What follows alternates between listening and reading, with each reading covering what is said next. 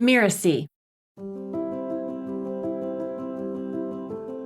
Sometimes I just try to make sure my clients are aware of the impact of those behaviors, basically by simply saying, I'm here to create the best experience for you, but the way in which you're engaging with me right now is making it very difficult for me to be as generous as I want to be with my energy and my time.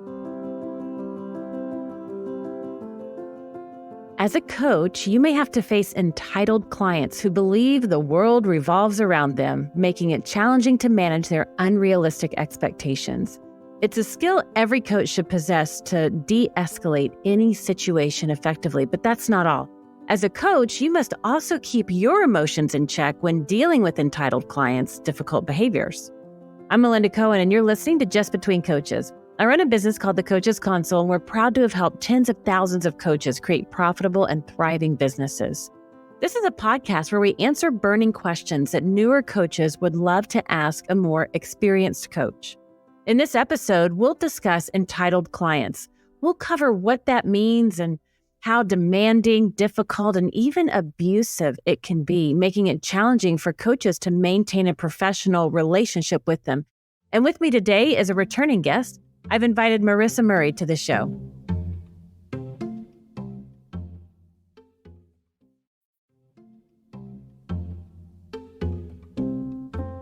Marisa is a leadership development expert and the CEO of Leaderley International, an organization dedicated to helping executives become better leaders. She's the author of 2 Amazon bestselling leadership development books, Work Smart and Iterate. Welcome, Marisa. Thank you. Nice to be here. I am so happy to have you back on the show. And for our listeners that haven't heard your previous episode where we talked about judgment, would you mind just sharing a little bit of your background? Oh, absolutely. So going back to the beginning of my career, I was an engineer by training, have a very analytical mind, and worked as an engineer for a while, then did my MBA. And after my MBA, I was a management consultant for many years. So I did a lot of transformation of organizations and optimizations. And then 9 years ago now, I decided to start my company, Leaderley, focusing on leadership development and executive coaching. So that's a little bit about me. So let's dive into this topic because this is kind of a tricky one. I know in our world, when we're teaching them, we actually refer to this as a villain, where it's described as Special Sylvie, right? That talks about, I'm different. I've got different problems than most. Nobody understands me since I'm different. How would you define entitlement in this situation? Like there's many angles to it, but how would you describe it? Yeah, entitlement is one of what I call the sneakiest saboteurs, sabotaging emotion. So there's kind of 2. I'll just tell you both. Entitlement is very sneaky and shame is very sneaky. And when I mean sneaky, I mean they can kind of operate sort of underneath our consciousness and really keep us from fully engaging in our own lives. So entitlement is just that attitude that things going to be bestowed on you without effort, or that you deserve something, or that you should have something, or that something should be easier for you. It's actually a really yucky emotion because I actually think entitlement really kills joy. It's like if you think about, say, a little girl on her birthday or a little boy on his birthday, and you give them a present and they're not completely happy with what they get and they just sort of throw it on the ground, that they're entitled to sort of having a perfect birthday. It's that ugly characteristic where instead of just, meeting the world where we're at, engaging in the world, and then feeling joyful for the things that we have, entitlement is just the absolute opposite of that. It's an emotion, right? It's a sneaky emotion. It's all the coaches that we've worked with, right? We identify this as a villain. Not that it has to be a label that's always there. Because like you said, a lot of times it's underneath our consciousness and people don't even realize that it's going on.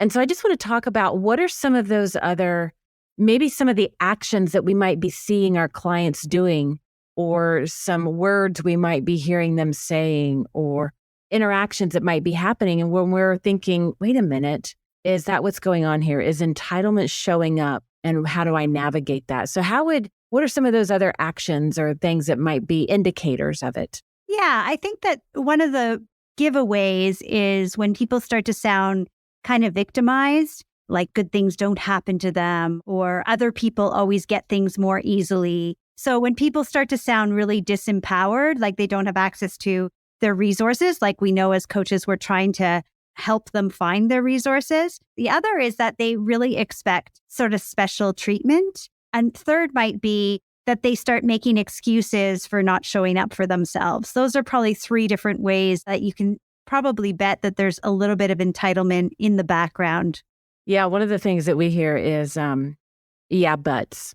Yeah. They are never ending. It doesn't matter what the situation is, with the conversation that's happening, how the conversation is going, what the coaching that's happening inside the conversation. It's always well, yeah, but with me, it's like this, or with my experience. And they use that difference that they're seeing. What I find is they're using it as a way to prevent them from moving forward. Absolutely. That it's more of a protective, defensive mechanism almost. Not that people will admit it readily, but eventually through the coaching and the transparent conversations, one can get to that point. But until they recognize it, it's like the forever yeah buts. They just don't end. And another thing that I find is that it creates a sense of isolation. So I want to talk about that for a second. How is that serving people when they're being taken over by this or sabotaged by this entitlement kind of experience? Let's talk about isolation for a second. Sure. The studying I've been doing in neuroscience in particular, I'm always really interested in the brain's soothing mechanisms. There's certain activities that can happen in the brain to try self-soothing. So one of them is procrastination. I learned that procrastination is actually a soothing mechanism. Your brain is trying to help you avoid something that you think is hard.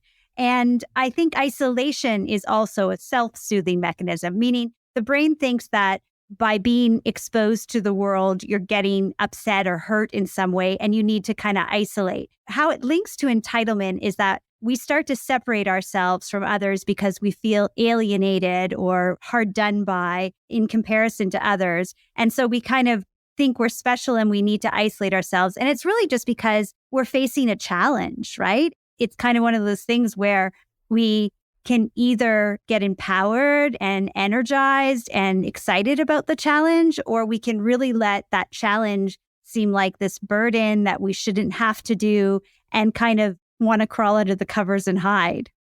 Now, from a coach's perspective, if we're working with clients and we are noticing that pattern, I'll just call it the forever yeah buts, right? Those excuses, they're expecting that special treatment. Oh, well, I know this worked for everybody else that you've worked with, but my situation's different and therefore something else has to happen. When that's happening with our clients, how do we begin to even bring it up? I know when I've experienced, it's easy to spot.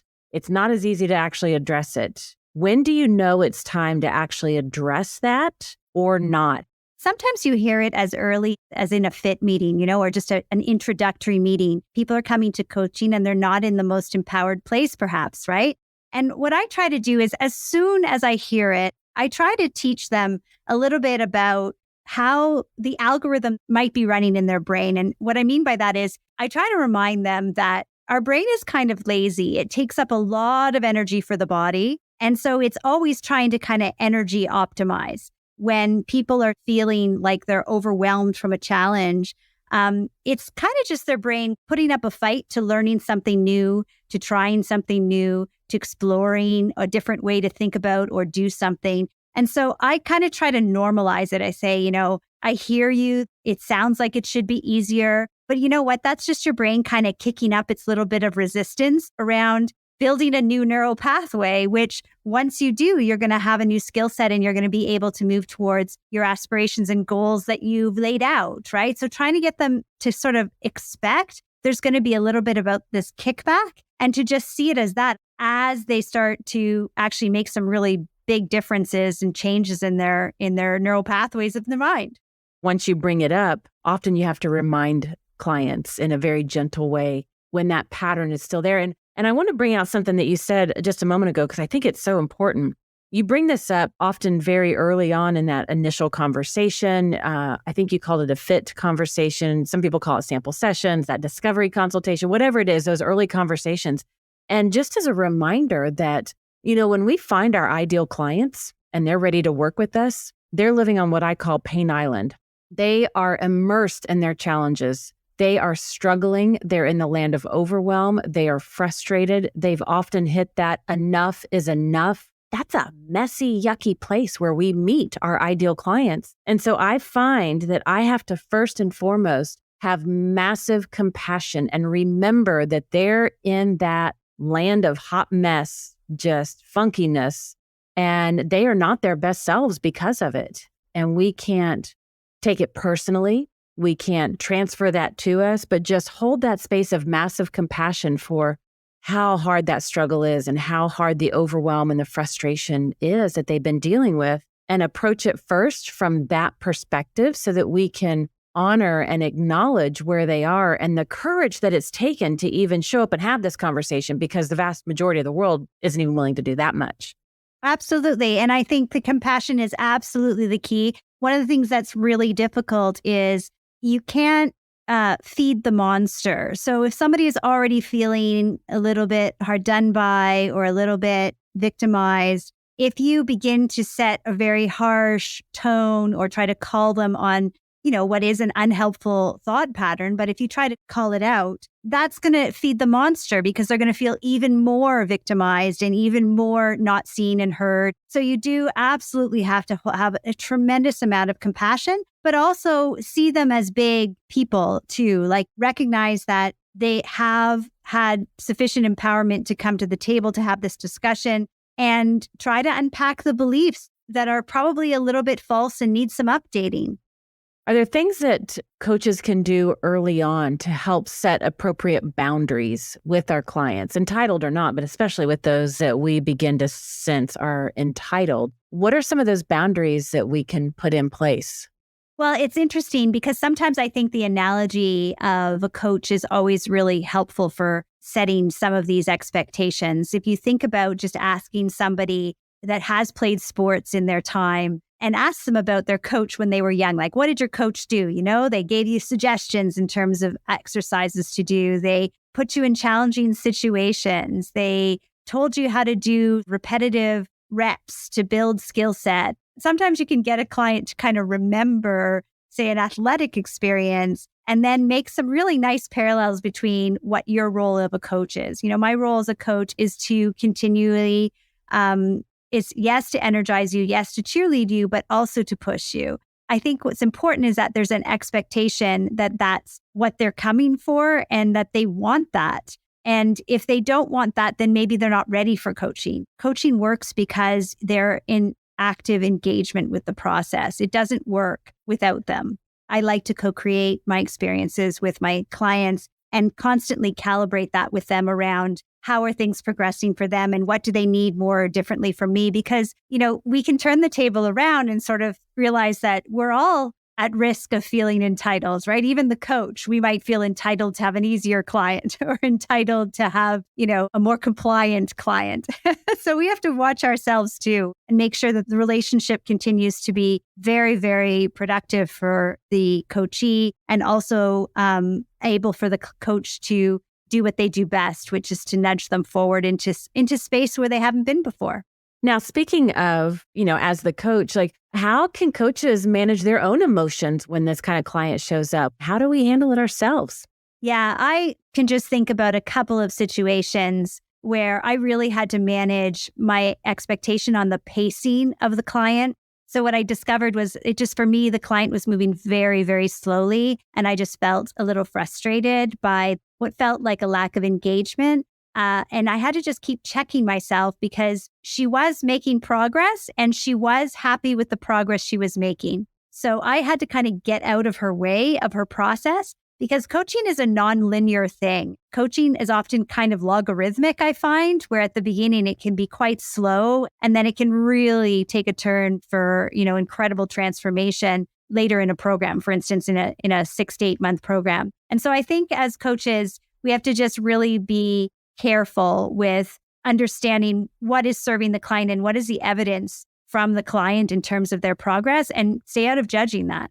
I know when I get into that situation and I'm faced with that entitled client or that person in my audience that's showing up that way. After I remember massive compassion, usually when I get myself in that space and I remember the journey that they're experiencing, that right there will melt any kind of funkiness inside of me so I can be really present. And if not, I might actually have to call a timeout. And I've done that before where I say, I just want to take a timeout on this topic. And what I'm noticing is, it's one of my favorite coaching phrases because it may be right, it may be wrong, it might be right or real or true or who knows what. And I'll literally just say to the client, I want to call a timeout because I'm noticing with this topic, there's a pattern I think might be going on. And I just wanted to check in with you about it and to just do a quick check-in. And I find that for me, it helps me to not internalize stories, make stories up or make assumptions. And it really helps to keep me in check. So I'm not going off the deep end somewhere, but I just get the real conversation with the client to find out what's going on. I have had experiences where it's been frustrating and I've known sort of after the call that I wasn't in the best headspace myself.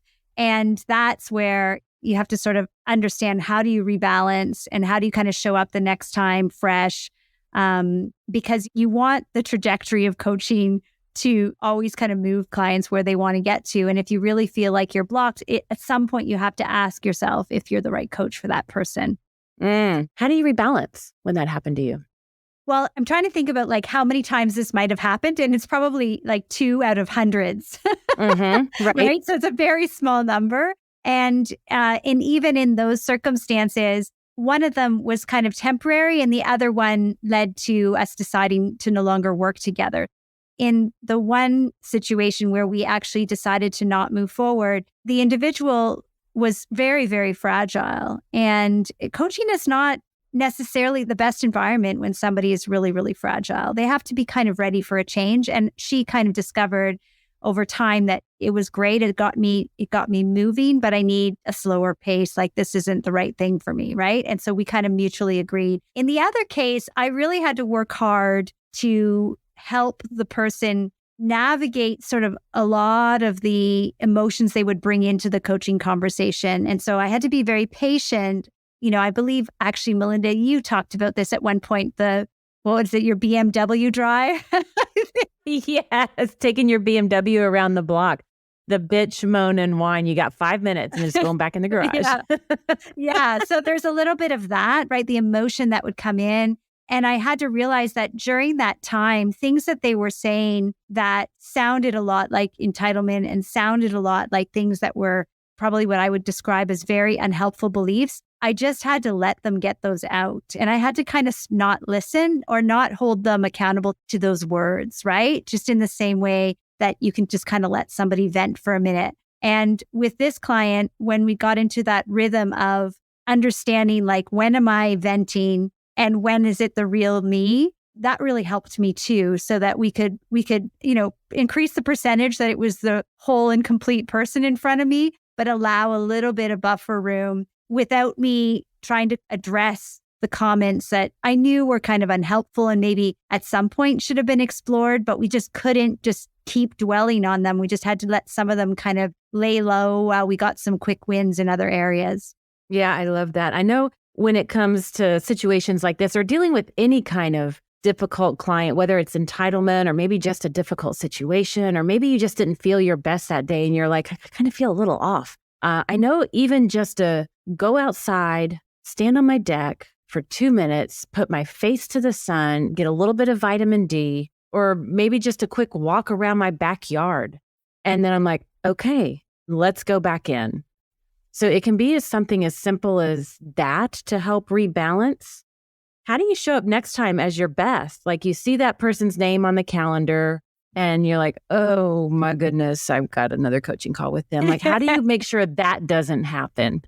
Yeah, that used to happen to me in the early days of my coaching practice and also in the early days of a new client. Because at the beginning, it's always a little bit dicey around how you're building rapport. And also I was perhaps a little bit nervous about my abilities, right? When I first started, what I realized is that I've just had enough evidence points that I can never guess how a coaching conversation is going to go. Sometimes you go in and you think it's going to be delightful and it can be very challenging. And other times you think it's going to be really challenging and the client shows up delightful, right? And so I kind of put myself out of the business of trying to predict how any coaching conversation was going to go. I focus very much on just being present for whatever comes and doing my absolute best to serve the client in that moment. Instead of when I'd see somebody's name and have that little thought around like, oh no, then I would be like, well, I'm not a fortune teller. Like I actually cannot see the future and I have no way of knowing how they're going to show up. And so I would just neutralize that with that thought.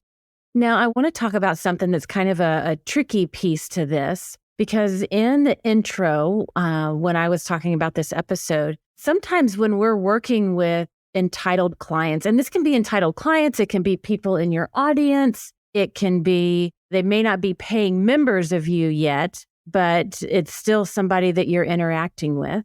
And that entitlement or those heavier emotions, it can kind of tip over into being abusive, like verbal abuse, even emotional abuse. And so when that starts happening, like, how do coaches navigate that? Well, when someone is behaving really poorly, we have an immediate reaction to be much less generous, right? In terms of what we're willing to offer them. And sometimes I just try to make sure my clients are aware of the impact of those behaviors, basically by simply saying, I'm here to create the best experience for you. But the way in which you're engaging with me right now is making it very difficult for me to be as generous as I want to be with my energy and my time. That is beautiful. Just trying to show them that it is not in their best interest to use tactics that actually will get them much less. Oftentimes, they may not like that. They don't like that response, but I find that they have to sort of ponder, what do I really want here? It's one of those questions of, do I want to stand my ground or do I want to actually get something out of this? Yeah, there was a phrase that I heard one time, I'd rather get it right than be right. I think a lot of times coaches are afraid that they'll lose a client or that they'll have to drop a client. And I think that's okay. Like sometimes it's just not the right fit. It doesn't mean that they got one over on you or that you were too forceful for them, or it doesn't mean anything about either one. It may just not be a good fit. And as a coach, we might have to be the ones that bring it up. I don't think we should jump to that conclusion too fast. I think there's an opportunity to navigate and work through the situation. But sometimes that is how we need to handle it. Maybe it's not a one-on-one private client situation. Maybe you're operating a group or you've got a community of people and you not only have to protect that client, yourself, but also the community. And you've got to pay attention to all of those. So it's something to be mindful of to navigate that. Any other guidance on when it begins to tip over to that verbal or emotional abuse, how do you begin to navigate it? Well, certainly with a group, it's really important because, moods are contagious and it will have an impact on other people's experiences. And so you are, as the facilitator of a beautiful experience for the group, it's your responsibility to do your best to navigate these situations. I just try really hard to remember that when people are behaving badly, they are on cortisol. And we all behave badly on cortisol.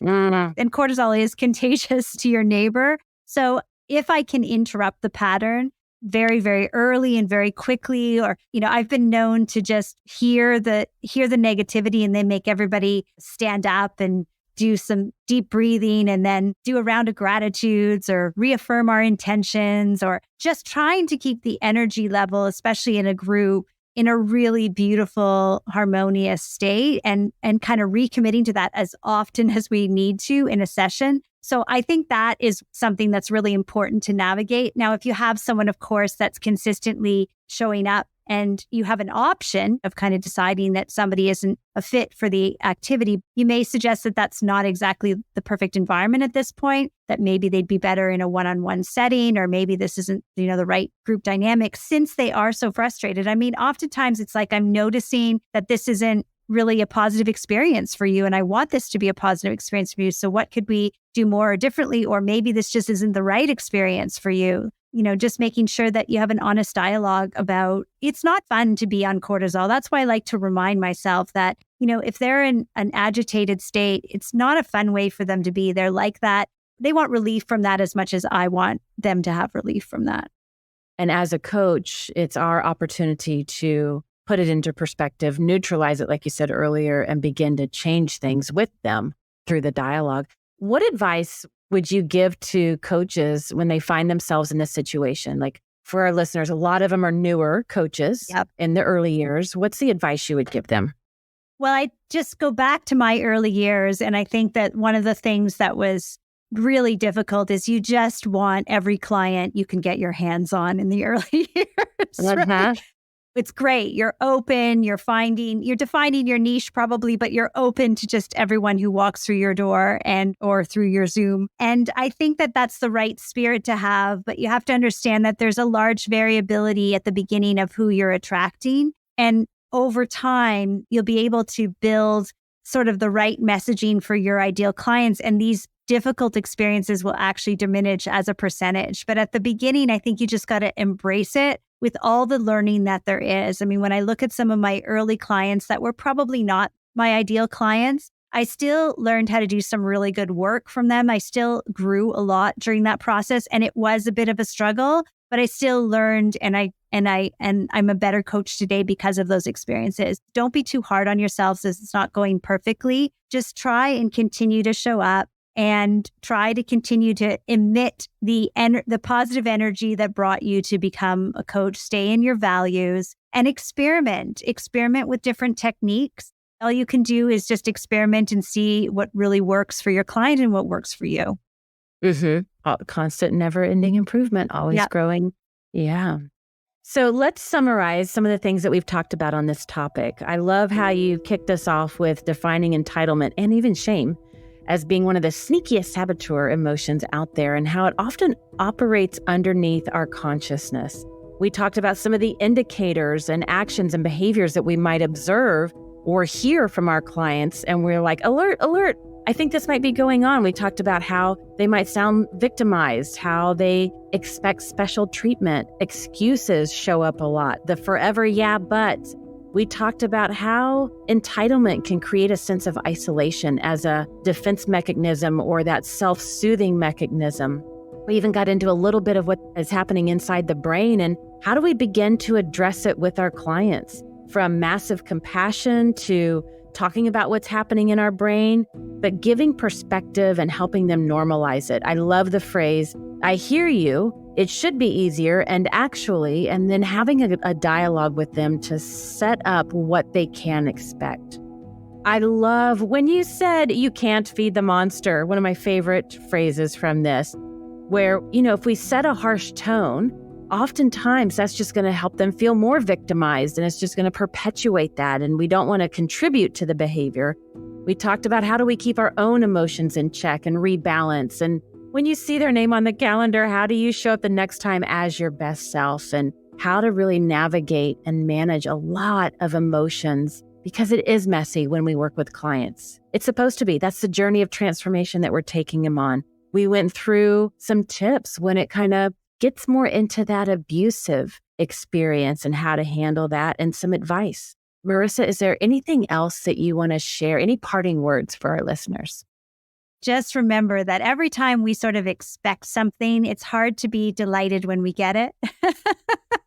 So it's really nice to just work really hard to reduce our own entitlement, because I think entitlement kills joy. So as we all sort of embrace our clients, we work with them, we celebrate their successes, we celebrate our own growth as a coach, all of those things are just so much more beautiful and nurturing through joy rather than entitlement. Beautiful. Thank you for listening to this episode of Just Between Coaches. And also a big thank you to Marisa for this great conversation and coming back for another episode.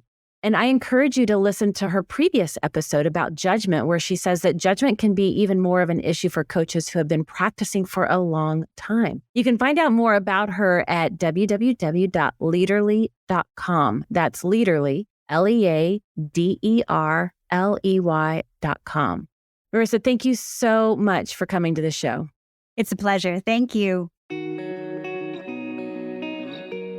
I'm Melinda Cohan, and you've been listening to Just Between Coaches. Just Between Coaches is part of the Mirasee FM podcast network, which also includes such shows as Soul Savvy Business and Behind the Launch. Michi Lantz produced this episode. I wrote this episode together with her, and Cynthia Lamb is our supervising producer.